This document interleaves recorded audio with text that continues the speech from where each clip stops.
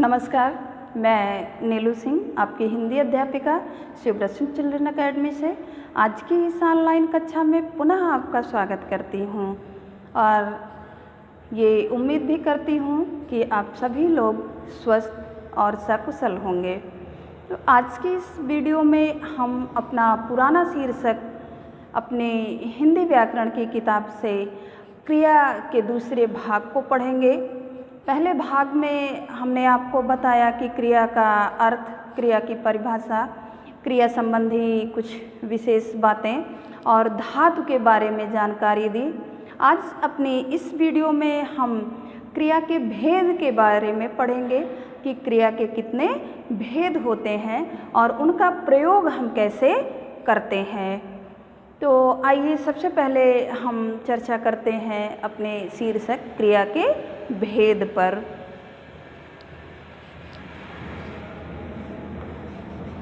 क्रिया के भेद।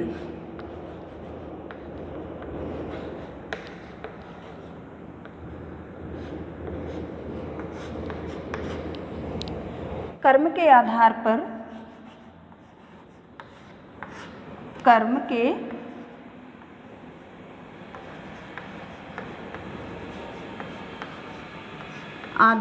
पर क्रिया के भेद।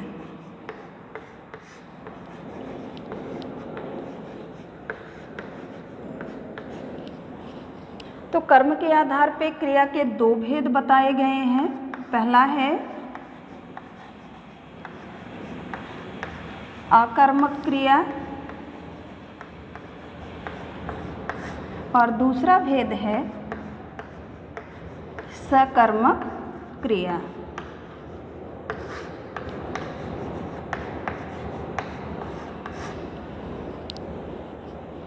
तो इसमें सबसे पहले हम कर्म के आधार पर क्रिया के इन दोनों भेदों में से सबसे पहला भेद पढ़ेंगे अकर्मक क्रिया। तो जिस क्रिया का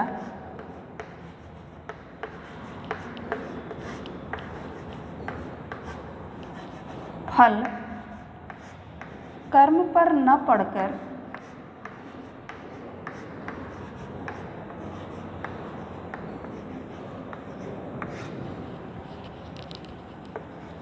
कर्ता पर पड़ता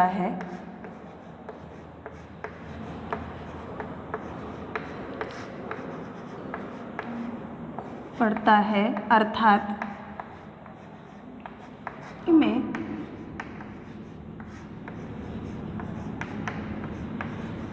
जिस क्रिया का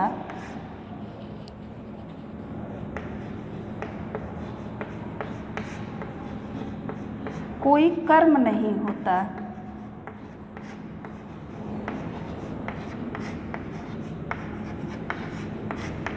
कर्म नहीं होता, वह क्रिया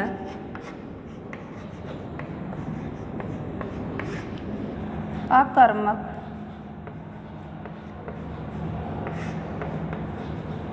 क्रिया कहलाती है।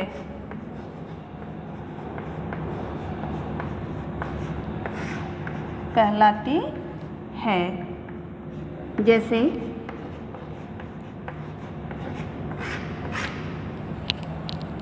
उदाहरण है पहला, बच्चे हंस रहे हैं।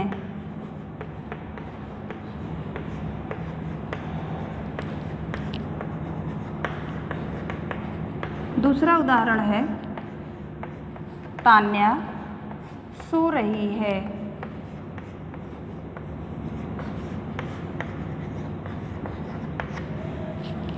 पहला उदाहरण बच्चे हंस रहे हैं, दूसरा उदाहरण तान्या सो रही है, अर्थात इस क्रिया में कोई कर्म नहीं हो रहा है, तो इसलिए यह क्रिया अकर्मक क्रिया कहलाएगी।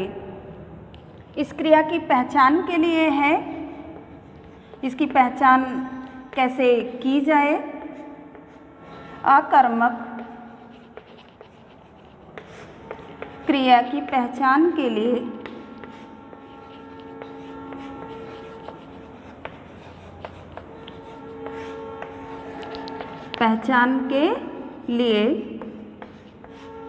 क्रिया से पहले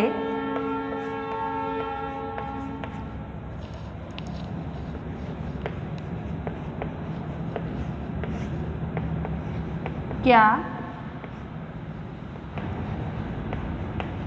किसे लगाकर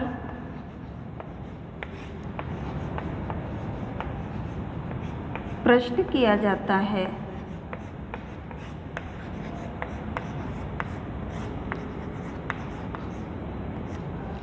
अकर्मक क्रिया को पहचानने के लिए शब्द में हम क्या या किसे लगा करके प्रश्न बना लेते हैं। यदि हमें उत्तर हाँ में मिलता है तब तो वो क्रिया अकर्मक नहीं होती है। अब जैसे उदाहरण है कि बच्चे हंस रहे हैं।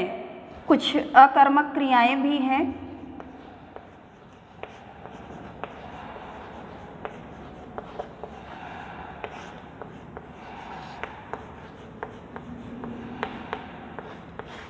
जैसे सोना, जागना,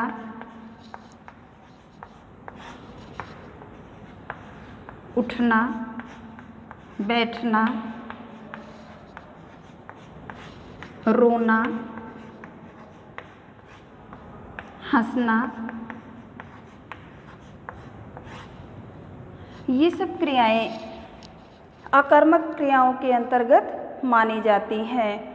यदि आप अपने वाक्य में क्या, किसे लगा के प्रश्न करते हैं, यदि आपके प्रश्न का जवाब मिलता है तब तो क्रिया सकर्मक हो जाएगी, और अगर आपके प्रश्न का जवाब नहीं मिलता है तो क्रिया आपकी अकर्मक रहेगी।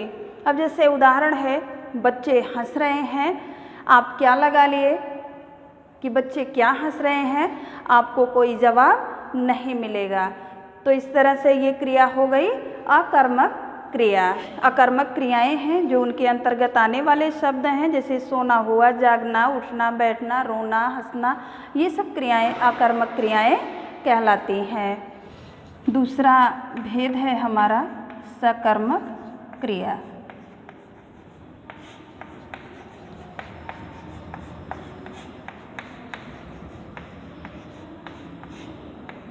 जिस क्रिया का फल कर्म पर पड़ता है,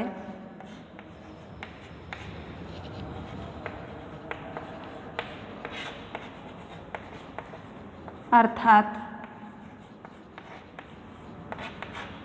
वाक्य में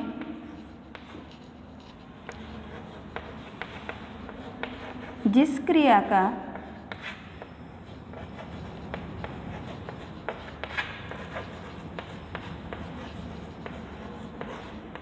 कर्म होता है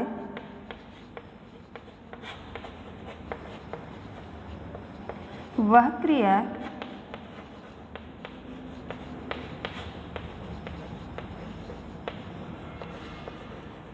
सकर्मक क्रिया कहलाती है।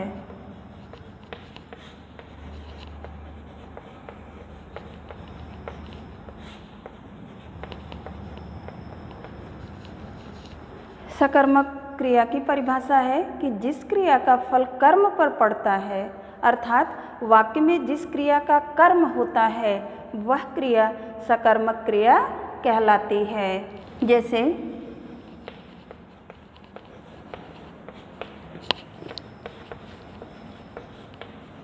रीना ने काम कर लिया।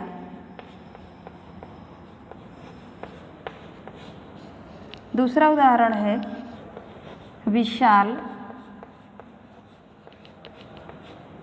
पतंग उड़ा रहा है।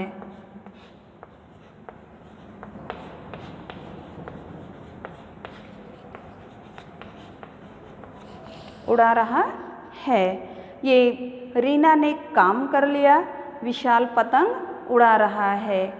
इसमें आप देखेंगे कि क्रिया का कर्म है, इसमें बताया जा रहा है कि रीना ने क्या कर लिया, काम कर लिया। विशाल क्या उड़ा रहा है, तो हमें जवाब मिल रहा है कि विशाल पतंग उड़ा रहा है।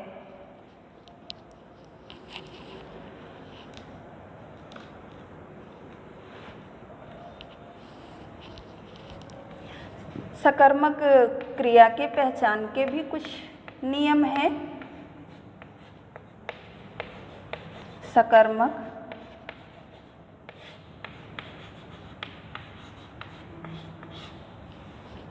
की पहचान के लिए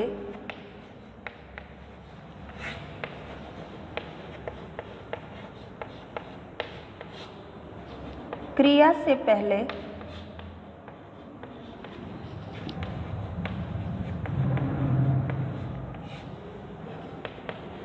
क्या तथा किसको जोड़कर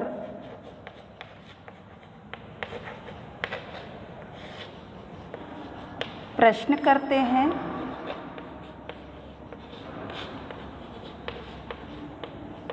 यदि उत्तर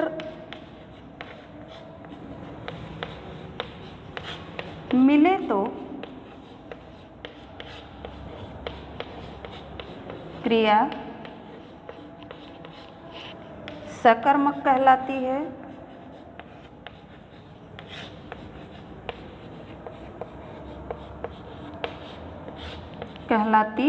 है। यदि उत्तर न मिले तो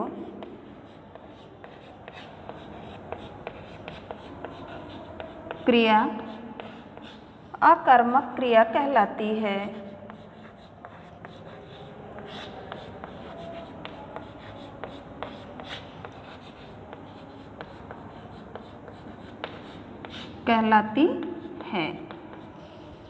ये तो सकर्मक क्रिया के पहचान के लिए है कि हमें क्रिया से पहले क्या तथा किसको जोड़ करके प्रश्न करते हैं हम।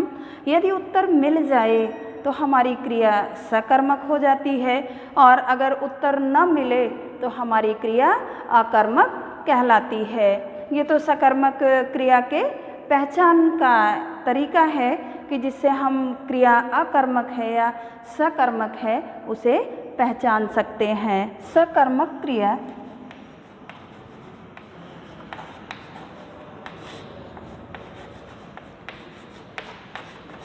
दो प्रकार की होती है।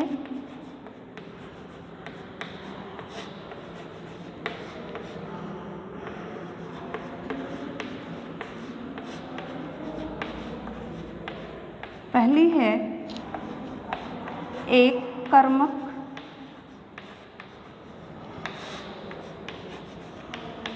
क्रिया और दूसरी है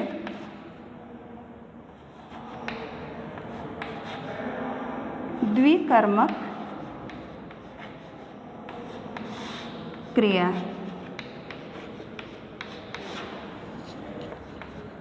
जिस क्रिया का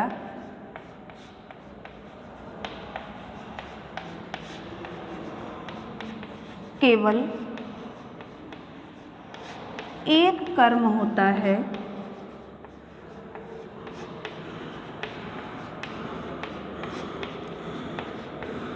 उसे एक कर्मक क्रिया कहते हैं।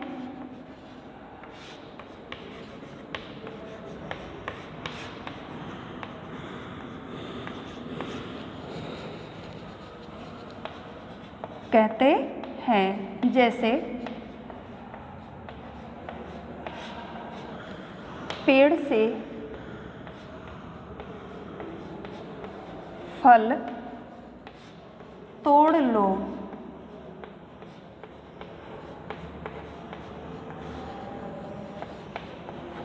एक कर्मक है क्योंकि इसमें एक ही क्रिया है।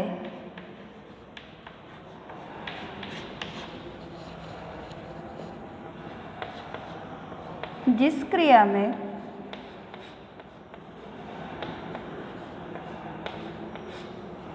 जिस क्रिया के दो कर्म होते हैं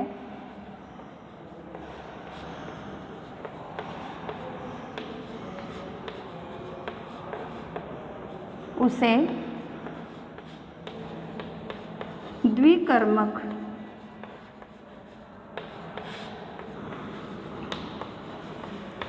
क्रिया कहते हैं। जैसे माली पौधों को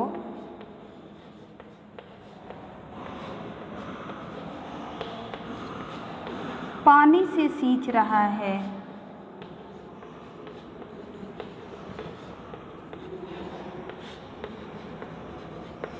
सींच रहा है। द्विकर्मक क्रिया।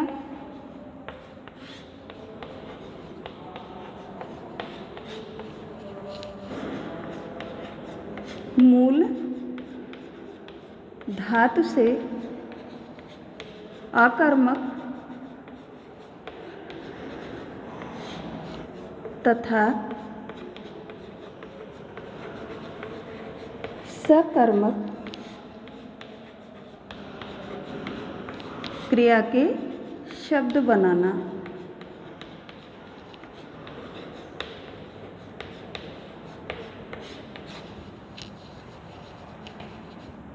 पहला कॉलम है मूल धातु, दूसरा कॉलम है अकर्मक क्रिया,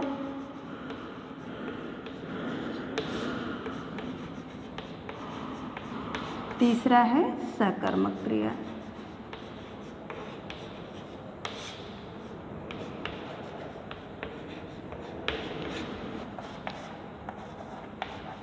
उड़, चल,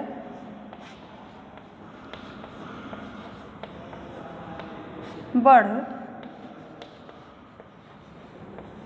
कट, पढ़,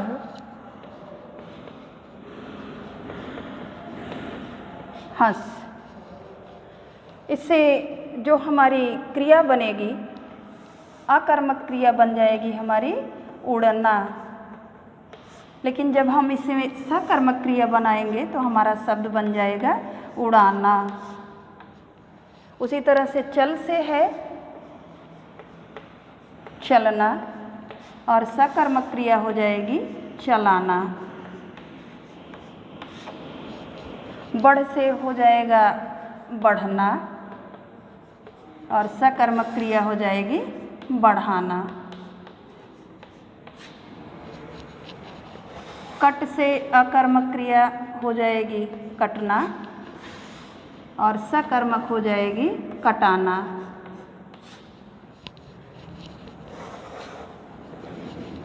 पढ़ मूल धातु है, अकर्मक क्रिया पढ़ना और सकर्मक क्रिया है पढ़ाना। हंस का हो जाएगा हंसना और सकर्मक क्रिया हो जाएगी इसकी हंसाना। हमने आपको पहले ही बताया कि क्रिया का जो मूल रूप होता है उसे ही हम धातु कहते हैं और धातु में प्रत्यय लगा करके हम नए शब्द को बनाते हैं। उड़ शब्द हमारा ये मूल शब्द है अर्थात धातु है। अकर्मक क्रिया इसकी उड़ना हो जाएगी तो वही सकर्मक क्रिया इसकी उड़ाना हो जाएगी। दूसरा है प्रयोग या संरचना के आधार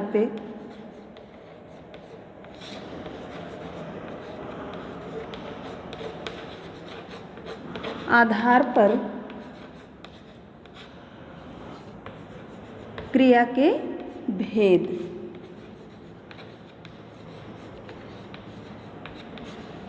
तो प्रयोग या संरचना के आधार पर क्रिया के 5 भेद होते हैं। कितने भेद होते हैं? 5 भेद। 5 भेद होते हैं।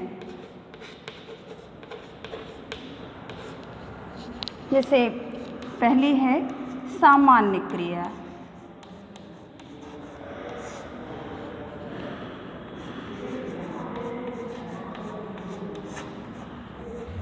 तो जब क्रिया एक पद में हो एक पद में हो तो वह क्रिया सामान्य क्रिया कहलाती है। जैसे यह आम का पेड़ है।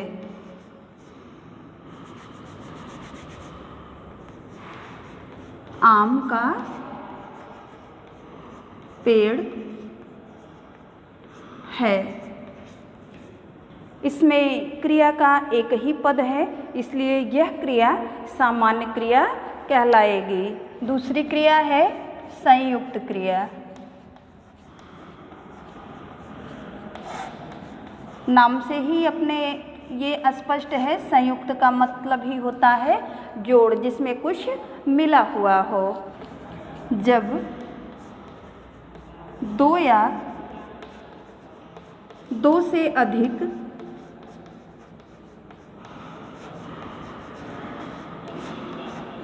क्रियाओं से बने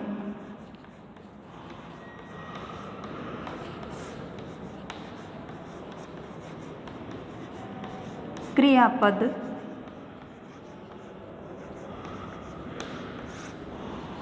एक क्रिया के रूप में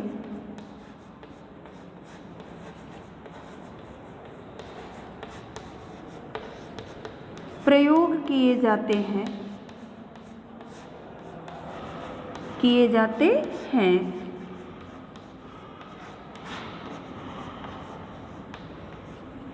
जैसे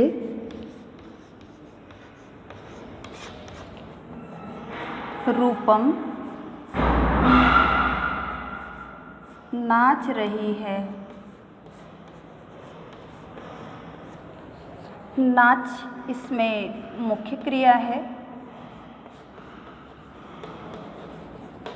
और रही है इसमें सहायक क्रिया है।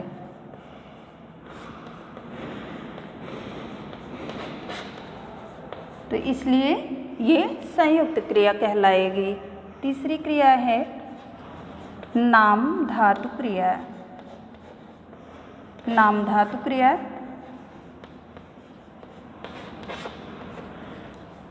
संज्ञा,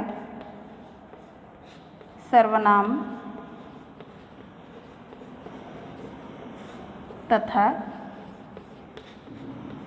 विशेषण से बनी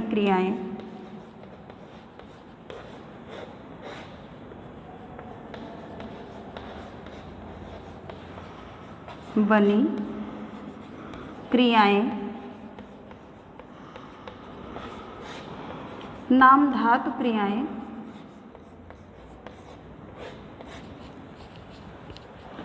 क्रिया कहलाती है।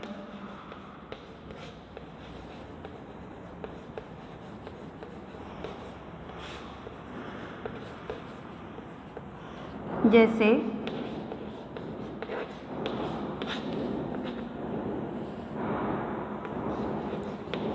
मैंने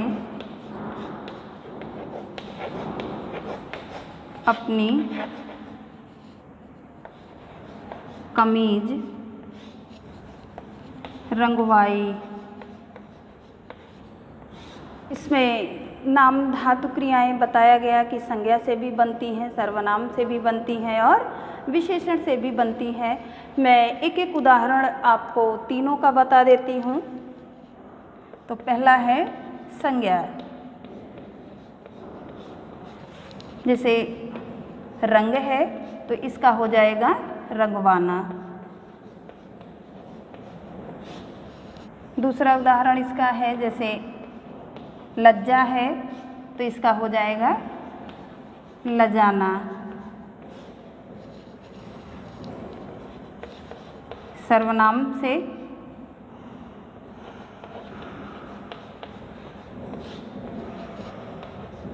अपना है तो हो जाएगा अपनाना। दूसरा है मैं शब्द है, हो जाएगा इसका मिमियाना।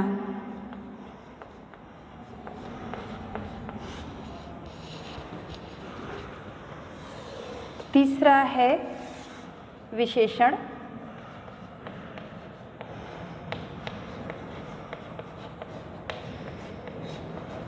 गर्म शब्द है तो हो गया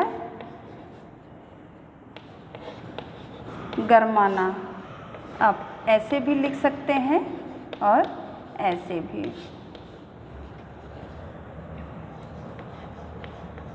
साठ है तो हो गया सठियाना। दोहरा शब्द है तो हो गया दोहराना। तो ये नाम धातु क्रिया में कि संज्ञा सर्वनाम तथा विशेषण से बनी क्रियाएं नाम धातु क्रिया कहलाती है।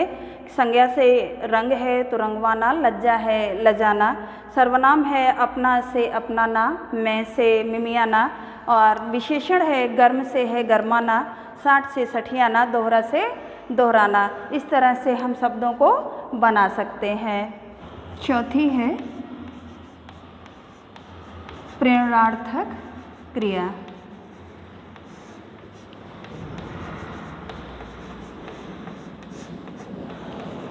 जब कर्ता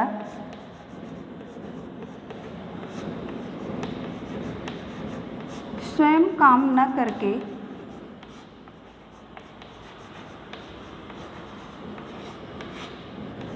किसी अन्य को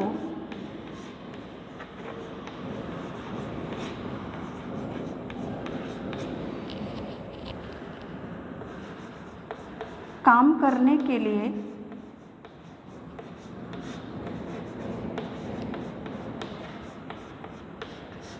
प्रेरित करता है, प्रेरित करता है, ऐसे वाक्य में प्रयुक्त क्रिया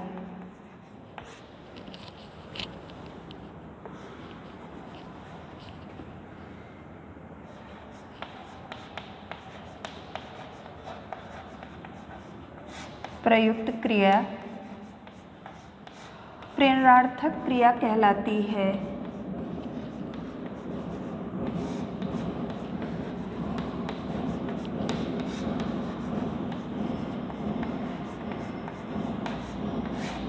कहलाती है। जैसे माँ धोबी से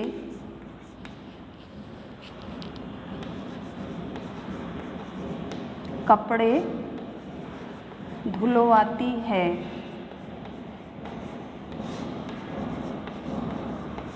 इसमें कपड़े धुलने का माँ काम जो करवाती है वो धोबी से करवाती है, अर्थात स्वयं कपड़े न धुल करके वो कपड़े धुलवाने का काम किससे करवाती है? धोबी से। ये दो तरह की होती हैं। पहली है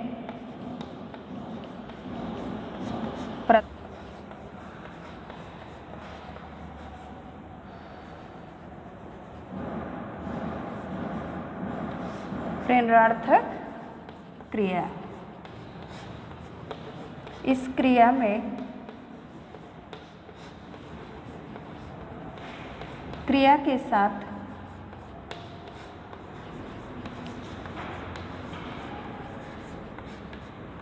आ जोड़ दिया जाता है।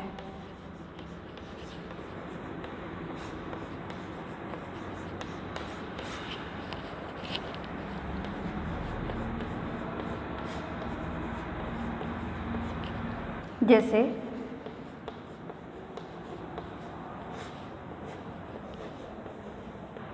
पढ़ धन आ बराबर पढ़ाया। लिख है धन आ हो गया लिखाया।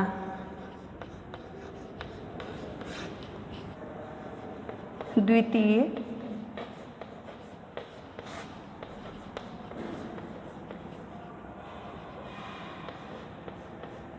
प्रेरणार्थक क्रिया। इस क्रिया में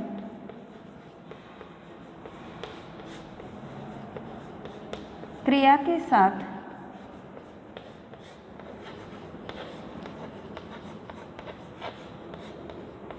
वा जोड़ दिया जाता है।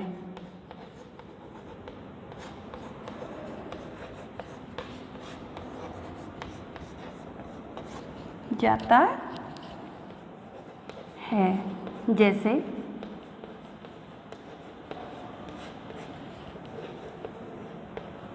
पढ़धन वा हो गया पढ़वाया।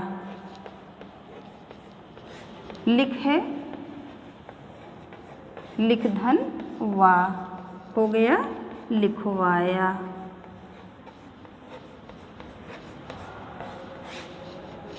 पांचवी क्रिया हमारी है पूर्वकालिक क्रिया।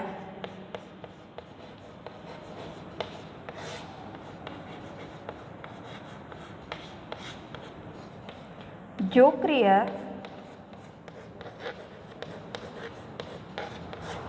मुख्य क्रिया से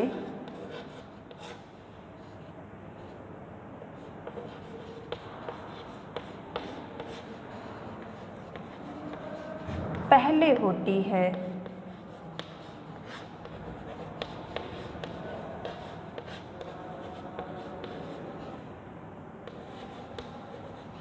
वह पूर्वकालिक क्रिया कहलाती है।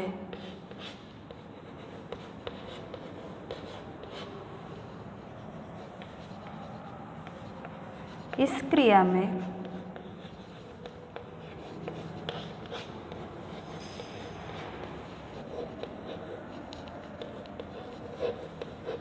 अधिकतर क्रिया के साथ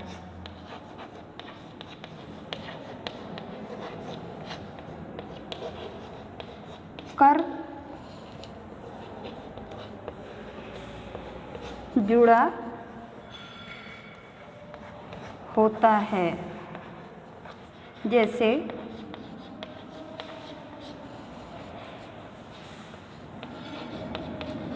बच्चा रो रो कर सो गया।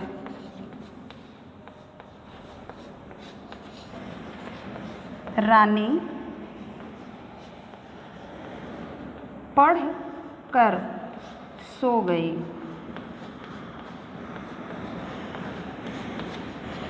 तो ये आपकी क्रिया के भेद हैं कि क्रिया के कितने भेद होते हैं। कर्म के आधार पर क्रिया के 2 भेद बताए गए, अकर्मक क्रिया और सकर्मक क्रिया, तथा प्रयोग या संरचना के आधार पर क्रिया के 5 भेद पढ़ाए गए। तो मैं उम्मीद करती हूँ कि आपको अपना ये पाठ अच्छे से समझ में आ गया होगा और बेहतर तरीके से इसे समझने के लिए आप अपने पाठ का वाचन करें। आज के लिए इतना ही, धन्यवाद।